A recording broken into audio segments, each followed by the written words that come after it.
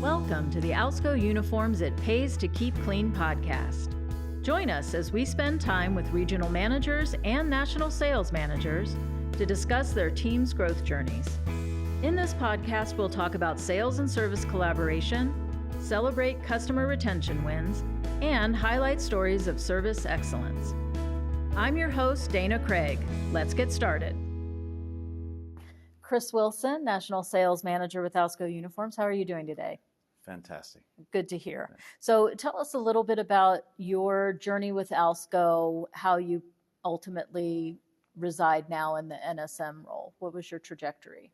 Yeah, so I started in the industry with a competitor, like many of us. Yes. I was in sales and on a truck, and I was fortunate enough, one of my neighbors worked at Alsco, the GO, and he came up to me one day, he said, "Hey, you're wearing the wrong uniform, you're wearing the wrong color," and he fit me in a spot that I not necessarily had background in, but I came in the IT department and did some project management on handheld rollouts. And but being at Alsco, you get to know people, and I met Ryan Matthews, and he did kind of the same thing that Tyler Phipps did, and he said, "Hey, come over to sales," and so Ryan plucked me, and I was in sales training. We had a role corporate sales trainer. Did that for a number of years. I worked international accounts division for about a year, and then Jim Divers tapped me and said, "Hey, I'd like for you to come lead a team, come to be an RSM," and I did that for about 4 or 5 years. Was very successful, and I'll say this, for the last 3 years I was RSM. I was either number 1 or number 2, and right. It was really, really fulfilling, and I was asked to take my leadership as a national sales manager. Been doing that now for almost 2 years. Were you a little reluctant, like in terms of you'd had such success as a regional sales manager? Were you almost thinking, I could keep just bouncing back and forth for 10 more years being 1 and 2, or were you looking forward to that challenge? No, I was looking forward to the leadership challenge. Good. Initially, I was actually reluctant as an RSM. I said, "Hey, I came to the corporate team. I kind of wanted to work on this team and maybe grow here, but I'll give credit to those leaders. They saw something that they thought, no, this would be better for you." Good. So what geography as an NSM are you covering now? My geography is very fun. Okay. I have five time zones. So we go from Anchorage over to Indianapolis. Oh my gosh. Okay. So the Northwest, as well as the Rocky Mountains, and then over to the Midwest. Okay. Wow. And you've had quite a bit of expansion, I would assume, over the last year, just in terms of sales consultants as well. So how many RSMs report into you? Currently, we have 9. 9, okay. Went from 8 to 9 just this year with some growth we did. And then what kind of growth have you seen in the sales consultant area?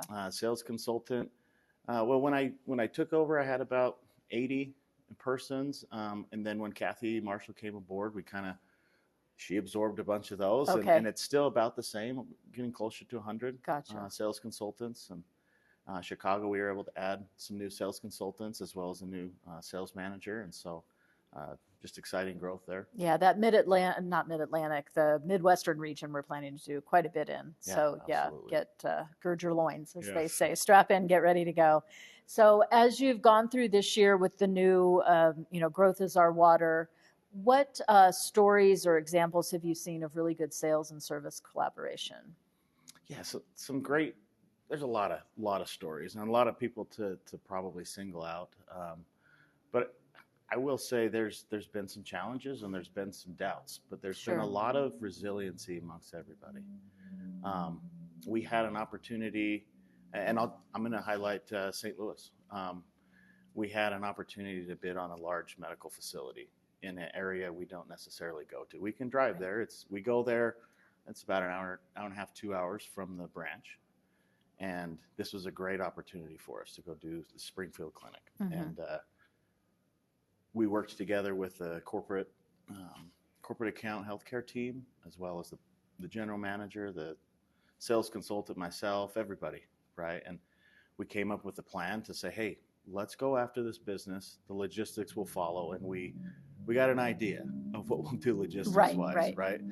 And with that, like, hope or faith, we said, let's go get the business and let's do it. And we went out there, we gave them our best bid, best effort, and they said, okay, we want to have you.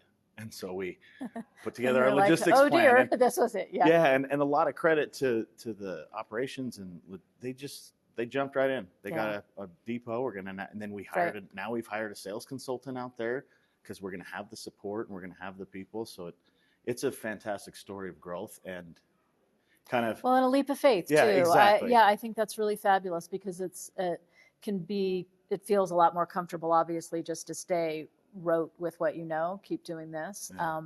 But if you just focus first things first, which it sounds like is what you all did, what wonderful problems that you get the chance to solve, right? Whereas sometimes you try to solve them all in advance. If you don't get the business, we don't need to worry about solving those problems. So let's focus on getting the business first, and then we'll be thrilled to figure out how to solve the logistical challenges, and the absolute key was bringing everyone in together at first, because we got to the one of the final meetings, and it was myself, the RSM, the GM, Alex Stewart, and her team, and it was and then they had their whole hospital board and their CFO and some of their operations people, and it was a really, really rewarding and fun meeting to be in. Right. No, it's exciting for us, I think, to know that we can operate at that level super successfully. And now that you've got a new depot and business already solid there, it's like a whole corridor that opens up to you for growth. That's fabulous. Yeah. So you either get pushed into growth or you get pulled in. And in some ways, this is kind of a pull in, right? So. In terms of, so we're almost into August now. We're coming up on the end of the year. If January to July speed is any indication of what July to December is going to feel like, it's upon us. But what challenges do you think the second half of the year present, and how does your team plan to tackle that? Well, the second half of the year, some of the challenges presented were our aggressive goal setting the first part of the year. Yeah. And we've been successful for so many years, and maybe that was us setting a goal that was too easy to reach. Right. Yeah. And now we have a stretch goal, and our people are rallying. It's a rallying cry. Yeah. Let's go. Let's get this. Let's do it. And there's a lot of different opportunities out there available.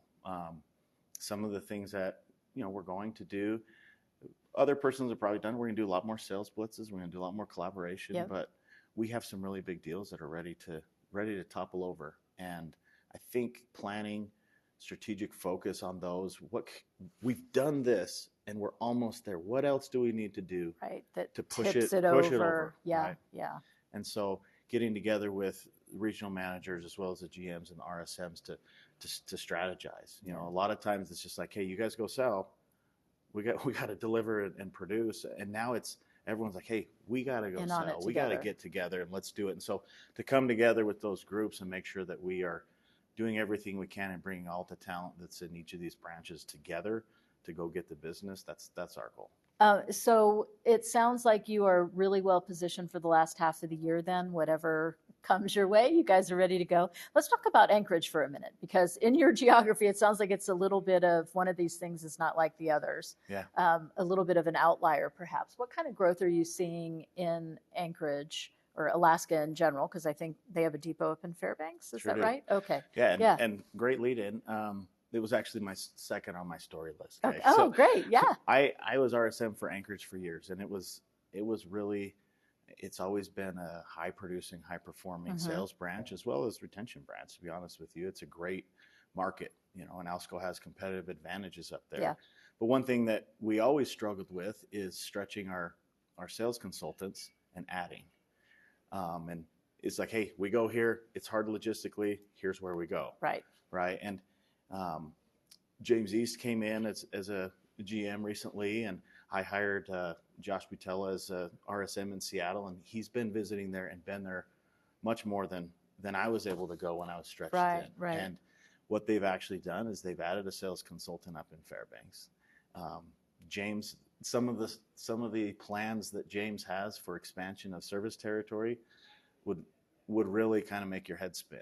But those are obstacles and challenges they're willing to tackle. Right. And with him wanting to go, hey, let's try to see if we can go to this city. Let's try to see if we can go to this area.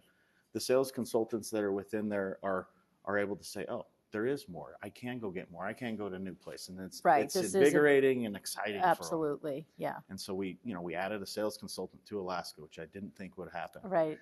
Well, and if we do have a bit of a competitive advantage there, what a shame not to leverage it if Correct. it's just one more sales consultant perhaps Yes. to unlock all of that. That's really great. Yeah. Super. Well, thank you very much for sharing some of your stories with us. We look forward to what you and your team are going to do in the last half of this year and on into 25. Thanks, Dana. Thanks, Chris. Yeah. That's all for today's episode of the It Pays to Keep Clean podcast. Thank you for joining us on this journey through the world of Alsco uniforms, where we explore the growth and challenges in our industry.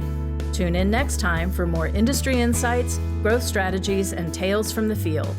If you've enjoyed our time together, please leave us a rating and review on Spotify, Apple Podcasts, or wherever you listen to your podcasts. If you want to learn more about our services, visit us at alsco.com. From all of us here at the It Pays to Keep Clean podcast at Alsco Uniforms, thank you for listening. Stay safe, stay clean, and we'll see you in the next episode.